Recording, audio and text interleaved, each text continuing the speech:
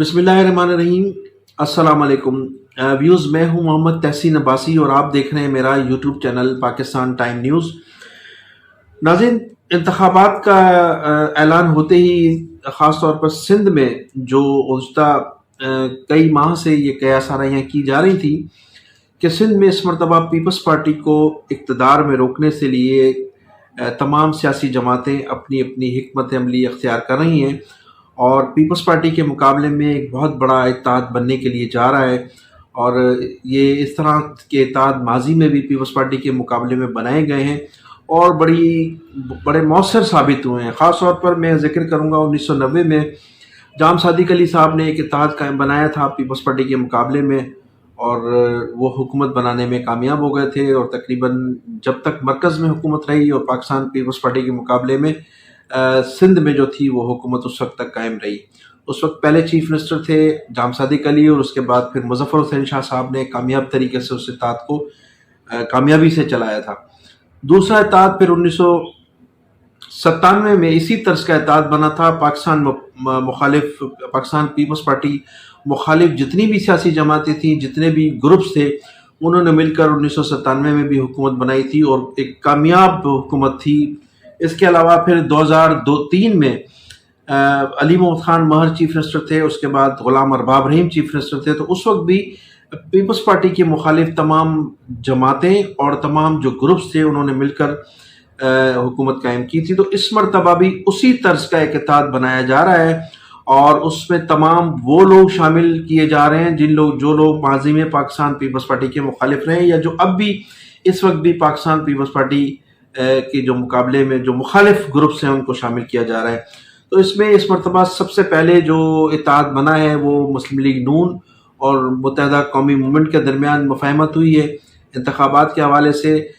پھر مسلم لیگ نون کے وفد نے پیر صاحب پگاڑا سے بھی ملاقات کی ہے، جی ڈی اے کے رہنماؤں سے بھی ملاقات کی ہے، اور جے یو آئی تو آلریڈی اس سے قبل ملاقات ان کی ہو چکی ہے، اور قیاس آرائیاں یہی کی جا رہی ہیں کہ یہ ایک نیا اتحاد بنے گا۔ لیکن اس کے ساتھ ساتھ جو سندھ میں مختلف گروپس ہیں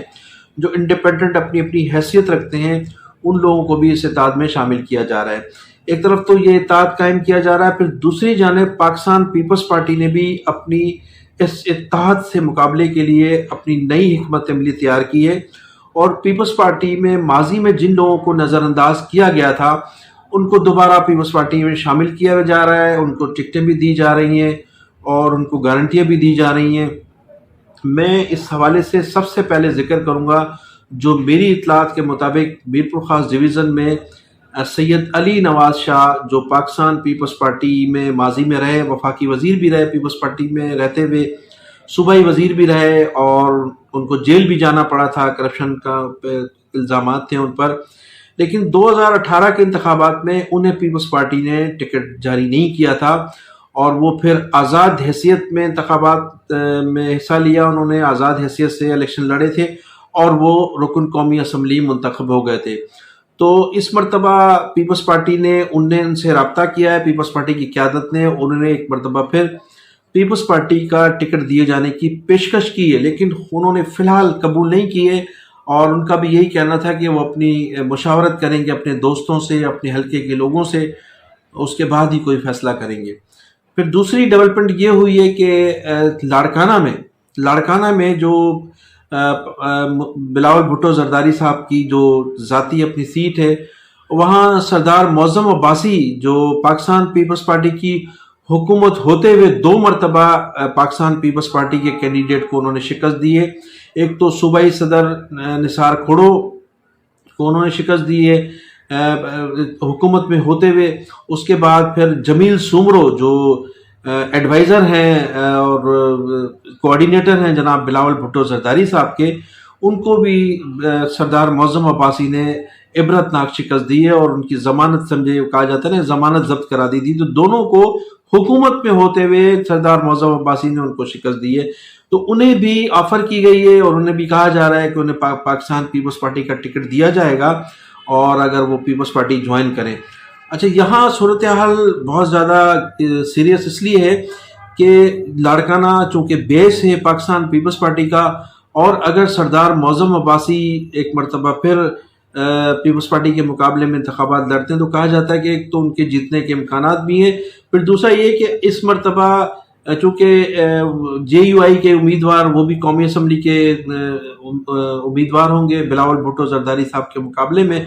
تو ممکن ہے کہ بلاول بھٹو زرداری صاحب سے جے یو آئی کے امیدوار کا سخت مقابلہ ہو، اور اس سیٹ پر جس سیٹ پر سردار معظم عباسی ہیں، اس پر فاطمہ بھٹو بھی ان کو سپورٹ کرنے کے لیے تیار ہیں۔ اس کے علاوہ جو دوسرے مختلف گروپس ہیں، سیاسی گروپس ہیں، اور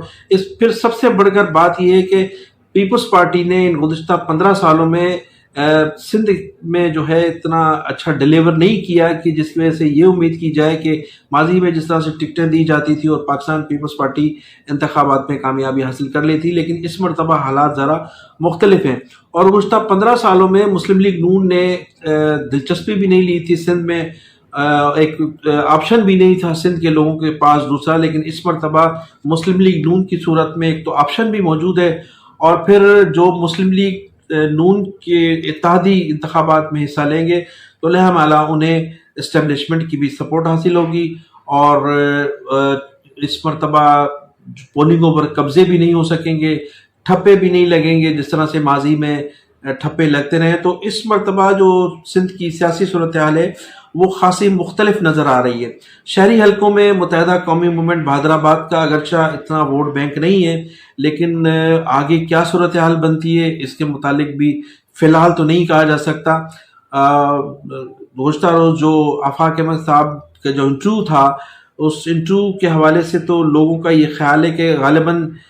متحدہ قومی موومنٹ 90 آخری میں جا کر کوئی سیاسی فیصلہ کرے، اور سیاسی فیصلے کے لیے قیاس آ رہی ہے یہی کی جا رہی ہے کہ ممکن ہے کہ آفاق صاحب کے ساتھ مل کر کوئی اس شہری سندھ کی سیاست میں کوئی انقلاب برپا ہو۔ ایک تو یہ صورتحال ہے، پھر دوسرا جو متحدہ قومی موومنٹ بہادرآباد کی جانب سے مسلسل جو مہاجر سیاست کی گفتگو کی جا رہی ہے، باتیں کی جا رہی ہیں، اور انہوں نے مسلسل پاکستان پیپلز پارٹی کو مختلف الزامات عائد کیے ہیں۔ ان کا یہ کہنا تھا، گزشتہ ڈاکٹر ان کے جو کنوینر ہیں، ان کا کہنا تھا، متحدہ قومی موومنٹ کے جو کنوینر ہیں بہادرآباد کے، ان کا کہنا تھا کہ پاکستان پیپلز پارٹی نے سندھ کو تقسیم کر دیا ہے۔ کوٹا سسٹم کے حوالے سے انہوں نے اپنا اظہار خیال کیا کہ کوٹا سسٹم نافذ کر کے اور پھر اس کو توسیع دے کر پیپلز پارٹی نے سندھ کو مختلف حصوں میں تقسیم کر دیا ہے، لیکن شاید ڈاکٹر مقبول صاحب یہ بھول گئے کہ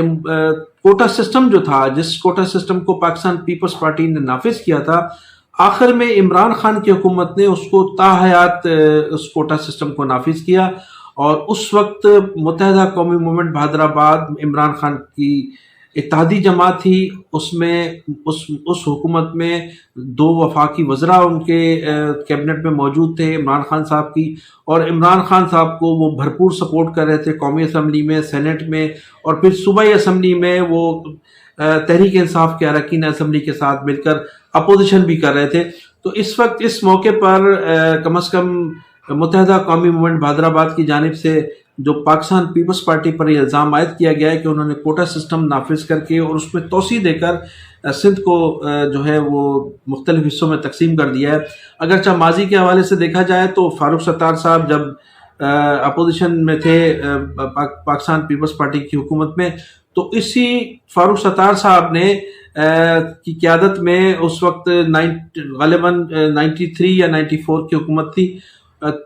کوٹا سسٹم کے حوالے سے جو توسیع دی گئی تھی اس میں فاروق ستار صاحب کی نہ صرف اسپیچ موجود تھی، اس میں تقریر کی تھی فاروق ستار صاحب نے اس کوٹا سسٹم کے حوالے سے، اور توسیع دینے میں 10 سال کی جو توسیع دی گئی تھی 93-94 میں، اس میں فاروق ستار صاحب کی بڑا کردار تھا، اور اس وقت اراکین اسمبلی کی ایک بڑی تعداد، ان اراکین اسمبلی کی بڑی تعداد جن لوگوں نے اس وقت توسیع دی تھی 10 سال کے لیے، وہ آج بہادرآباد متحدہ قومی موومنٹ بہادرآباد میں موجود ہیں۔ تو اس وقت پاکستان پیپلز پارٹی پہ ان کا الزام جو ہے وہ انہوں نے عائد کیا ہے، لیکن ماضی میں بھی ان کا جو ہے کردار اس حوالے سے خاصا اہم رہا ہے، اور اس کے علاوہ عمران خان کی حکومت میں بھی انہوں نے کوٹا سسٹم، جب اس کوٹا سسٹم کو توسیع دی گئی تاحیت غیر معینہ مدت کے لیے، تو اس میں اس وقت یہ حکومت میں شامل تھے۔